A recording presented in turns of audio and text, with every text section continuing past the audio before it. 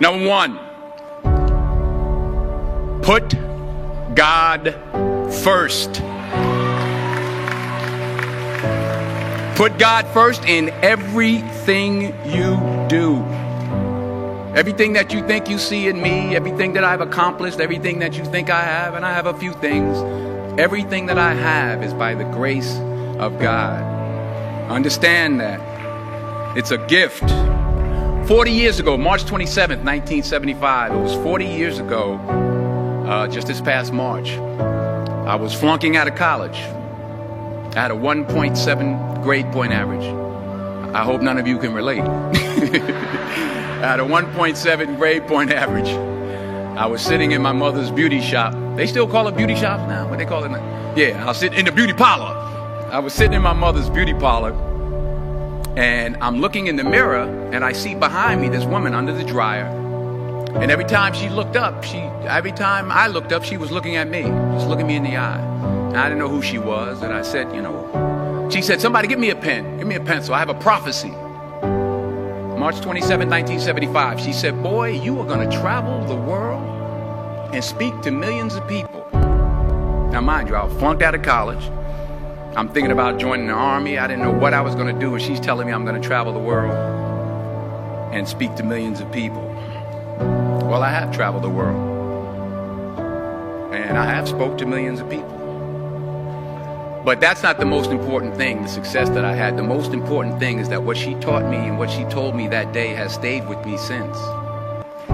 I've been protected. I've been directed. I've been corrected.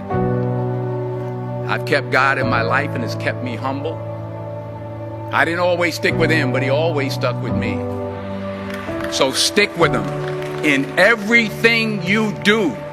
If you think you want to do what you think I've done, then do what I've done and stick with God. Number two, fail big.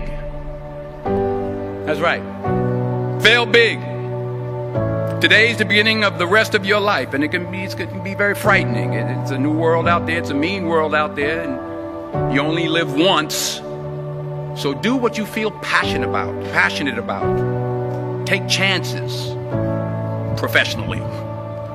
Don't be afraid to fail. There's an old IQ test, was 9 dots, and you had to draw 5 lines with a pencil within these 9 dots without lifting the pencil. The only way to do it was to go outside the box. So don't be afraid to go outside the box. Don't be afraid to think outside the box. Don't be afraid to fail big, to dream big. But remember, dreams without goals are just dreams, and they ultimately fuel disappointment. So have dreams, but have goals. Life goals, yearly goals, monthly goals, daily goals. I try to give myself a goal every day. Sometimes it's just to not curse somebody out. Simple goals, but have goals. And understand that to achieve these goals, you must apply discipline and consistency. In order to achieve your goals, you must apply discipline, which you've already done, and consistency every day, not just on Tuesday and miss a few days. You have to work at it every day. You have to plan every day. You've heard the saying, we don't plan to fail, we fail to plan.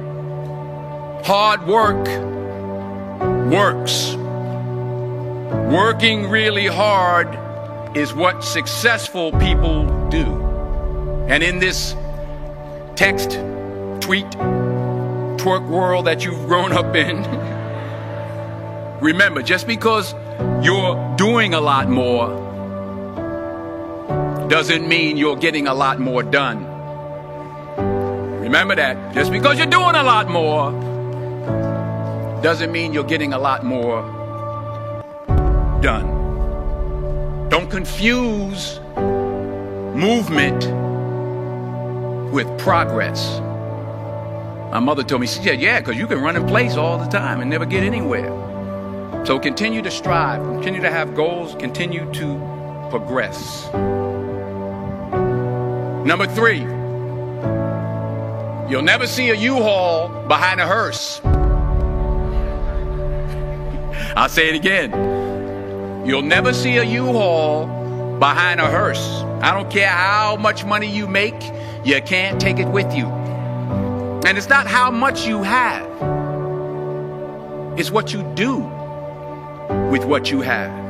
We all have different talents. Some of you will be doctors, some lawyers, some scientists, some educators, some nurses, some teachers. Yeah, okay. Some preachers. The most selfish thing you can do in this world is help someone else. Why is it selfish? Because the gratification, the goodness that comes to you, the good feeling that I get from helping others, nothing's better than that. Not jewelry, not big house I have, not the cars, but it's the joy. That's where the joy is, in helping others. That's where the success is. Finally, I pray that you put your slippers way under the bed tonight, so that when you wake up in the morning, you have to get on your knees to reach them. And while you're down there, say thank you for grace. Thank you for mercy. Thank you for understanding. Thank you for wisdom. Thank you for parents. Thank you for love. Thank you for kindness. Thank you for humility. Thank you for peace. Thank you for prosperity. Say thank you in advance for what's already yours. That's how I live my life. That's why I am. One of the reasons why I am today.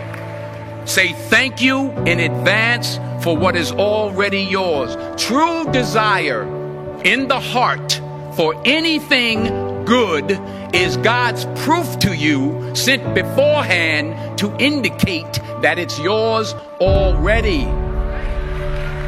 I'll say it again. True desire in the heart, that itch that you have, whatever it is you want to do, that thing that you want to do to help others and to grow and to make money, that desire, that itch, that's God's proof to you, sent beforehand already to indicate that it's yours. And anything you want good, you can have. So claim it. Work hard to get it. When you get it, reach back. Pull someone else up. Each one, teach one. Don't just aspire to make a living. Aspire to make a difference.